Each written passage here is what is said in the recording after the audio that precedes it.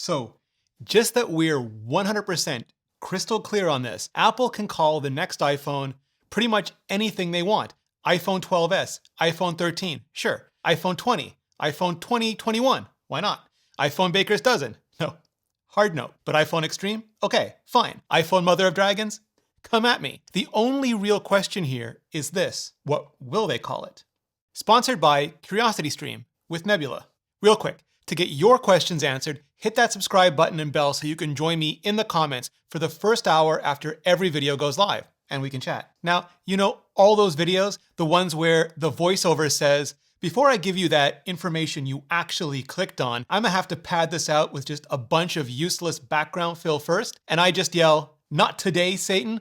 Well, in this case, yeah, actually today, because before I can get into the iPhone 12s versus iPhone 13, I do have to provide just a little bit of background. We are calling it iPhone. See, the original iPhone was just the iPhone, but it didn't have 3G, and that turned out to be one of the big limiters, one of the things Apple wanted to fix with the follow-up. So much so, they actually put it in the name of the follow-up. The iPhone 3G. Then it came time to name the third iPhone, and Apple chose not to do what they'd been doing with Macs and iPods, not just stick the year in parens behind it or add a gen number in tech support docs, but to stick another letter on it. The iPhone 3GS. For speed, which was a lot of weird marketing work, but stay with me because it only gets weirder. The next iPhone got lost in a bar, became this whole thing. Stop me if you've already seen this. But Apple also decided to switch up the naming. Remember, this was 2010.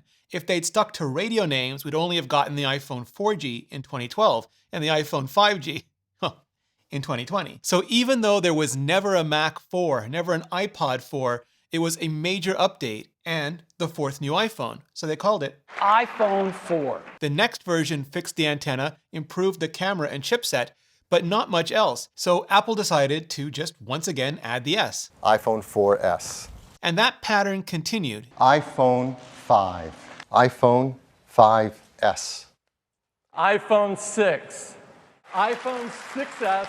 It continued until the next iPhone, which didn't get a new design or an extra new letter. So either Apple was fresh out of letters, or they still wanted to push it as an all-new iPhone. So they gave it that next number, that lucky number. iPhone 7.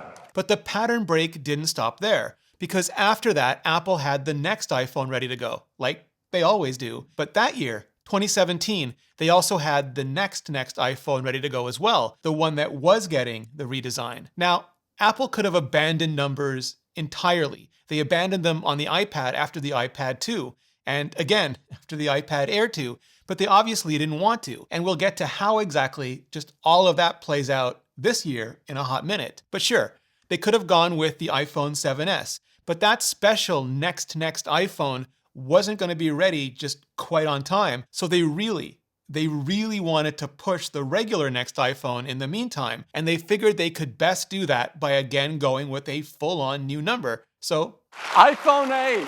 And for the iPhone after that, well, iPhone 9 it wasn't, because Apple skipped that number entirely, much like Microsoft skipped it for Windows. And that's led some to conspiratize that in both cases it's because of 9 meaning no in German. But that's about as likely as 9-9 meaning the best comedy of the decade in Brooklyn, because 4 is the same sound as the character for death in major Chinese dialects like Beijinghua and Guangdonghua, and that didn't stop Apple back in the day at all. But it would be the 10th anniversary iPhone, so Apple went with iPhone 10. but wrote it X, because if there is one thing Apple is just famous for, well, it's relentlessly mainstreaming computing technology. But if there is a second thing, it is utterly confusing people about just how exactly the X character should be pronounced. macOS 10, but Xcode.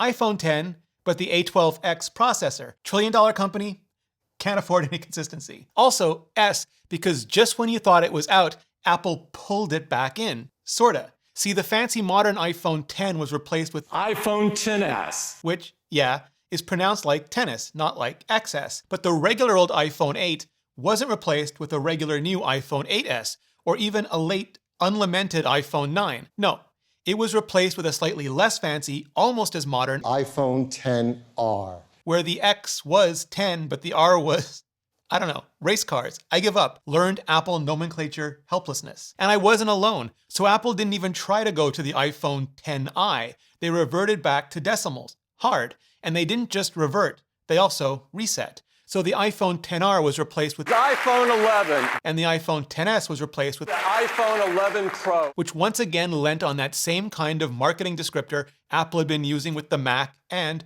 by then, the iPad as well. Because when you come down to it, it's all just marketing. That's the only thing any of this ever is, just marketing.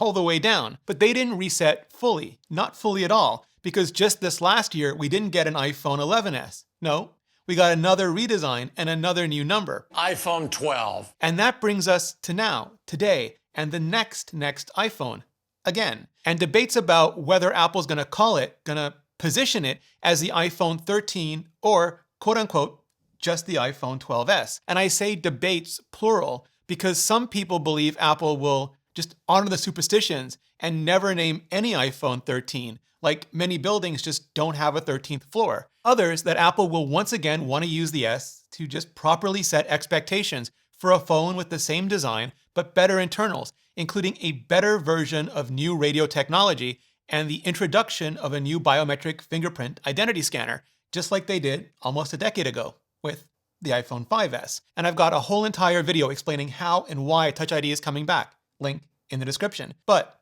so, iPhone 12s, or rather, iPhone 12s, iPhone 12s mini, iPhone 12s Pro, and iPhone 12s Pro Max, which is actually getting even more cumbersome than iPhone Mother of Dragons. I'm just saying. But actually though, I think that's Apple's best, smartest move here. iPhone 12 just S for extra, like I've been doing with many of these videos on Nebula, and soon, my first original. There was no question that was a game changer phone that was ahead of its time. The iPhone really, it has changed, my life in so many ways. It was the keynote every Apple fan had always wanted Apple to deliver. Morning.